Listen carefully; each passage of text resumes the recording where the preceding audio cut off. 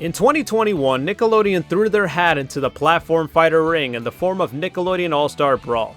In my review, I said that the game was a fighter that lacks some polish, but any player can pick up and play. I also hope that developer Lumosity will look to improve the game with updates. Well, they sort of did. During most of 2022, Lumosity rolled out a couple of updates with its gameplay and rosters, such as adding items, voice acting, and even new characters. However, by then it was too late as interest died down, and many felt, including myself, that it was just another Smash clone fading away. However, in early 2023, there were listings that leaked of a sequel to All Star Brawl with its confirmation weeks later.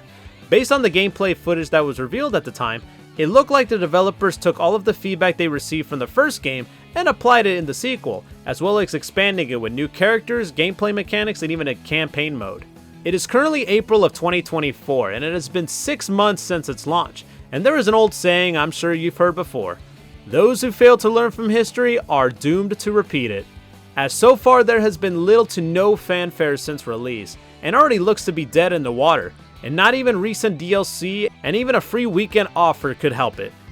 In this video, I'll be taking a look at a game that should have took off, but its issues may have put this game on the grave and no chance at ever coming back to life. So sit back and relax as we duke it out with Nicktoons, old and new, in Nickelodeon All Star Brawl 2, and determine if there is a way for the sequel to not suffer the same fate as the original. When getting into your first match, it already looks like All Star Brawl 2 plays and looks differently than the first game. That is because the game was built almost entirely from scratch, so everything in this game is brand new, from a new developer to the way characters move. One of the newest features in All Star Brawl 2 is the new slime meter. Think of it as a special meter in 2D fighting games, but it does more than unleashing a special move, and it would make players strategize on what to use the meter for, such as move cancelling and perform character-specific abilities, which can either give them an advantage or a disadvantage, along with the ability to air dodge and roll. The roster consists of 25 characters, with half of them returning from the first game, from familiar faces such as SpongeBob and Danny Phantom, to new ones such as Jimmy Neutron and the Angry Beavers. The returning characters have been giving revamps in some of their movesets, so they all play differently, with some having references and callbacks from their respective shows. All Star Brawl 2 features a new story mode campaign where you look to stop Vlad Plasmas from taking over the multiverse. In this campaign, you'll be playing through various challenges with different rules and objectives. Think of it as a combination of Adventure Mode and All-Star Mode from Super Smash Bros., as well as the ability to unlock characters and power-ups that you can earn depending on the path you take. The arcade mode from the first game is back, and has been given an overhaul with different branching paths along with mini-bosses. There is also a boss rush and minigame modes if you want to take a break from beating each other up, such as popping slime balloons or whacking a bot. Basically target mode from Super Smash Bros. In terms of DLCs, so far as of this video we have gotten Mr. Krabs as a playable character, with Zuko, Rocksteady, and Uncle Iroh arriving later this year. Based on Fairplay Labs' announcement of this DLC, it seems that more are expected to be announced. If you're looking to practice some of the moves or trying to figure out which character is best to play as, you could enter training mode, and this is the most detailed I've ever seen a training mode, with read data, hitboxes, and input history, which can be helpful for when you're entering a match local and online. The game of course features local multiplayer up to 4 players, as well as online modes with cross-platform play, so you can play with players from different consoles and even on PC.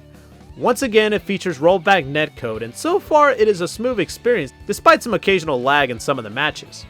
And speaking of lag, I am not exaggerating when I say this, but I would like to play a game that doesn't have me praying that it doesn't crash on me. I have lost count how many times I have experienced freezes, glitches, and crashes. Normally I would expect this during online matches, but never during offline. One example is when playing arcade mode.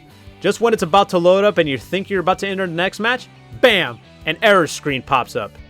Even during some matches, some glitches can go from funny to frustrating, such as projectiles still on the map that don't do any damage, to even characters disappearing, which can force you to restart the match. Even when transitioning from a cutscene to gameplay, suddenly I was clipped through the stage and lost a life. Talk about a disadvantage already. The AI can be hit or miss at times. The higher the level, the stronger they are, but depending on the stage, they can be outsmarted or be flat out stupid. Like, does this AI not know how to stand on a platform and not jump around, struggling to even get back to the stage? Even when playing on certain consoles, there can be some issues regarding the frame rate. I mean, especially for older gen consoles such as the PlayStation 4 and the Switch.